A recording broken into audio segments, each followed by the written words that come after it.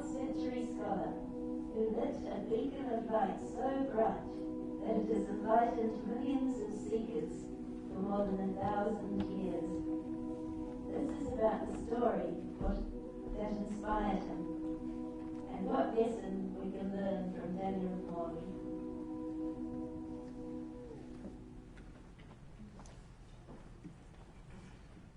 I'll tell you the story of a man called Daniel of Morley,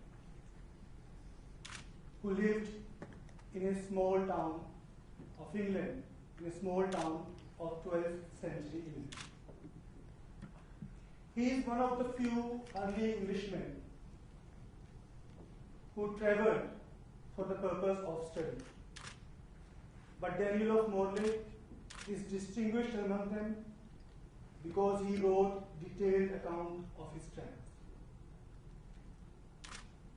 When Daniel of Morley started his journey to seek knowledge and wisdom, he first went to Paris.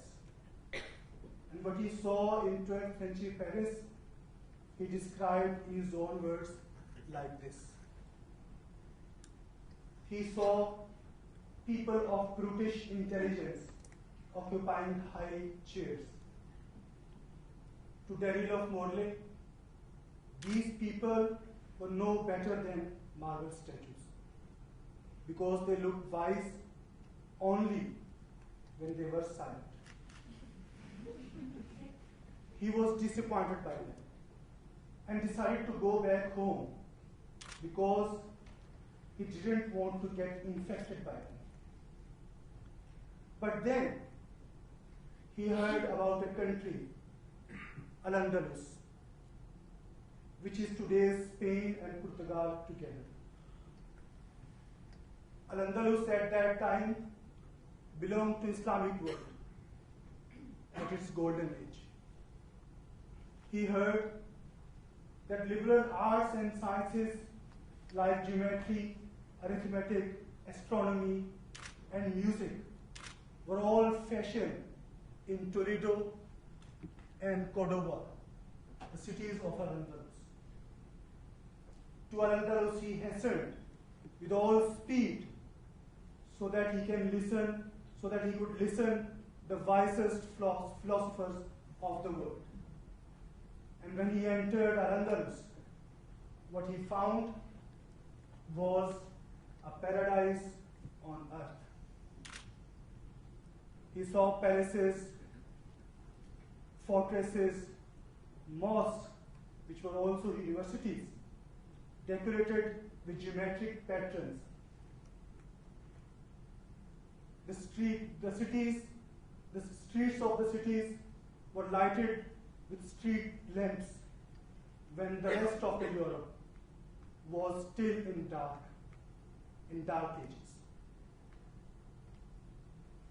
He saw a civilization rich with the traditions of teaching and learning, a civilization at its pinnacle. He learned Arabic so that he can have first-hand knowledge of Arabic philosophy and Islamic doctrines. He had a dialogue with Averroes, the second Aristotle. He learned chemistry, medicine, algebra, astronomy, and translated all that knowledge into Latin and English. And after spending 7 years in Al-Andalus, he returned back to his hometown in England with a valuable collection of books. Upon his arrival in England, he met with his patron, John, the Bishop of Norwich, who repeatedly asked him about the wonderful things in Toledo and teaching there. Bishop of Norwich wanted to change his hometown into the center of Arabic philosophy and Islamic learning. So he directed Daniel of Morley to start teaching in his school. Do you want to know what was the hometown of Daniel of Morley? the hometown of Daniel of Morley, to which he belonged and returned, was Oxford. And the school where he was teaching today has become Oxford University. This Oxford University later gave birth to many world-class universities.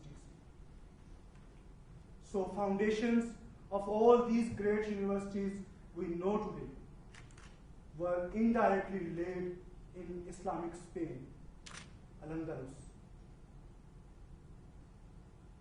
Knowledge spread because of the people like Daniel of Morley.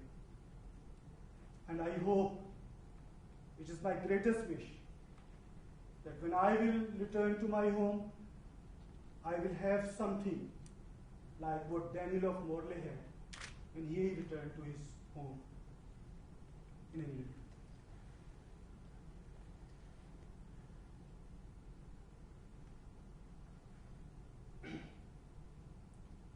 Today,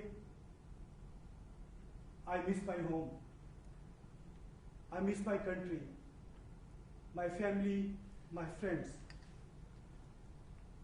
I miss each and every corner of every street. And I share this sentiment with all international students here. But my dream, that is to achieve something this big, is worth these sacrifices. With the name of Daniel of Morley comes the name of Al-Andalus.